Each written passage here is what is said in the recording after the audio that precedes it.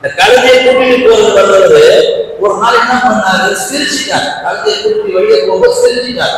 காவலாளி கேட்கிறாரு, ஏன்பா சிரிக்கிற, உன் வேலையை தானே செய்யற, எதுக்கு சிரிச்சின்னு போறேன். அப்ப அந்த கழுதையை கூட்டிட்டு வந்தவர் சொல்றாரு, இல்ல இல்ல, ராஜாவுக்கு எந்த பைத்தியக்கார சொன்னது இல்ல, ராஜாவை முட்டாள்தனமா நம்பிட்டு இந்த மாதிரி நடந்துக்கிறாரு. என்னப்பா நடந்துக்கிறாரு, கழுதை முகத்துல முடிச்சா நல்ல சமன்றாரு. நான் பிறந்ததுல இருந்து கழுதையோட தான் இருக்கிறேன், எனக்கு ஒரு நாள் கூட நல்லது நடந்ததே இல்லையே. கழுதை கட்டா குட்டிச்சு ஓடுறாரு ஒரு அமைச்சர். காரணம்னா அந்த கழுதையை கட்டி முடிச்சுதான் நான் வாழ்ந்துக்கிறேன். என் ஊரு பெரிய ஒரு மாளிகை கிடையாது, கோபுரமும் கிடையாது, வீட்டு கொண்டாயத்தான் இருந்து இருக்குது. இப்ப இந்த அமைச்சர் இந்த ராஜாவுக்கு எந்த பைத்தியகாரம் தான் தெரியல, இவர் அதை நம்பிக்கை என்ன செஞ்சிருக்கிறாரு, முட்டாள்தனமா மூட நம்பிக்கையா வாழ்ந்துட்டு இருக்கிறாருன்னு சொல்லி ஒரு கழுதை மேய்க்கிறன்னு இருக்கிற பகுத்தறிவு கூட ஒரு அரண்மனையின் சொந்தமாக அரசாங்கம் என்று மாறுபட்டி கொண்டு ராஜாவுக்கு இல்லாமல் சொன்னா இங்க இந்த குழப்பத்துக்கு ஒரு கூட்டம் இருக்கு எல்லா காலத்திலேயுமே.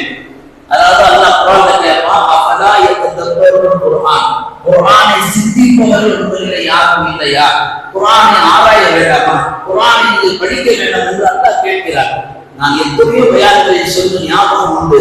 குர்ஆன் தர்ஜுமா நீங்கள் படிக்காத வரைக்கும் உங்களை ஏமாற்ற ஒரு கூட்டம் தயாராக இருந்து கொண்டே.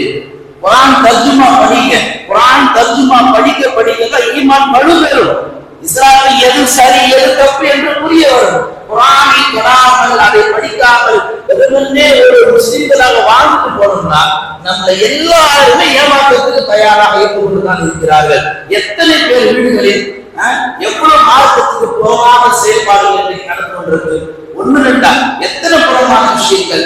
வீட்டு வாசல்ல தர்பூசணி வச்சா, பூசணிக்காய் வச்சா வீட்டுல உள்ள எல்லா தந்திரிஷியும் போயிடும். வீட்டு மேல இருக்கிற தந்திரிஷா அந்த பூசணிக்காய் இழுத்துமா, உள்ள என்ன காந்த சக்தி இருக்கா, மடமத்தனமா இல்லையா, இதெல்லாம் இதை எதிர்த்து கேட்டாலும் சண்டை.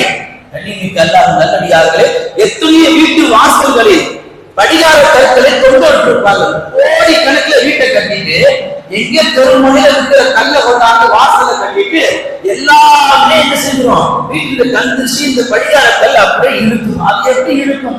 நீ இன்ஜினியர் படிச்சிருக்க, டாக்டருக்கு படிச்சிருக்க, பார்த்தா பெரிய மனுஷன் மாதிரி இருக்க, புத்தி வேலை செய்ய வேண்டாம். இந்த வீட்டுல யாரும் ஒருத்தர் மூலமா சொல்ல மாட்டீங்க, அந்த அளவுக்கு மங்கி போயிடுச்சா. எத்தனை வீடுகள் முதலிய வாசகத்தை போட்டுருக்காங்க, கேட்டா பாபா வச்சுட்டு போயிடுவாங்க. பாபா பாதுகாப்பாங்க. எந்த பாபா பாதுகாப்பாங்க? பாபாவுக்கே பாதுகாப்பு இல்லாம இருக்கிறாங்க. எத்தனை வீட்டு வாசல்கள்ல தாயத்துக்களையும் தமிழ்களையும் கொண்டு கொடுத்துருக்காங்க. இன்னைக்கு நல்லடியார்கள் இது எதுவுமே மனித சமுதாயத்தை பாதுகாத்தார்.